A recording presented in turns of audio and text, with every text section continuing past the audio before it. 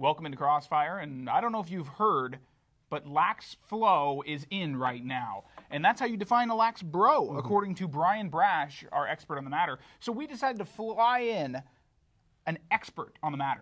Kennedy Collier, why don't you break down lax flow? You've been experimenting with some lacrosse players in cages, feeding them some cheese, and watching this flow grow. What's the effect that this has? Thank you for your flattering me. I'm not an expert. I've definitely had a lot of experience with lax bros in their natural environment. I've gone to frat parties and seen them, watched them, try to pick up beer cans with their lacrosse sticks. That is impressive. You never know what can happen to those things. You're endangering your own life by doing that. You have to let them give him a oh, well, thank you. Round of applause. You have to be invited by them. They're like the silverback gorillas, where you have to watch them, and then they invite you. They invite you into their world. I understand. But if you go right in, they'll rip you in half. They really will. But you're talking about the flow, and if I brought my graph with me, I don't know why. Mostly because I didn't bring or make a graph. I didn't make a graph. You didn't even make the graph. I didn't even make the graph. I thought of making the graph. Are there any results from your experiments?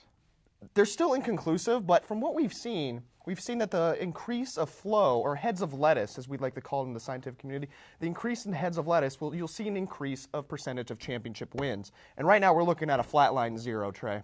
So what's the compromise we have to make here? I mean, is this something where you take this to Coach Malone and you say, hey, listen, we've got to start growing some more hair? I mean, is that the response? You could take it to the coach. You could take it to the coach, but it's ultimately going to become the responsibility of the players themselves. Yeah, they're going to have to decide, am I committed to this team? And if they really are, they're going to grow the flow. But if they're not, you're going to see by the second game of the season, the lack of flow will affect them in the offseason. And seeing as the season's about to start here, how do you propose they grow hair in time? I mean, this flow has got to be like neckline, and most of these guys are rocking crew cuts right now. It's very disgusting, in my opinion, how many crew cuts we are seeing.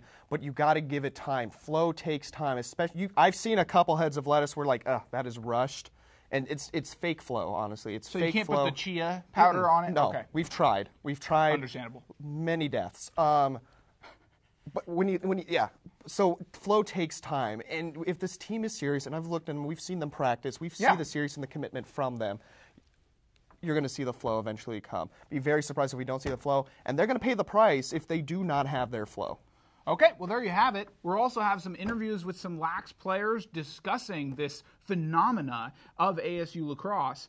But that's going to do it for us from studio. This is CrosseFire. You're watching on CronkiteSports.com.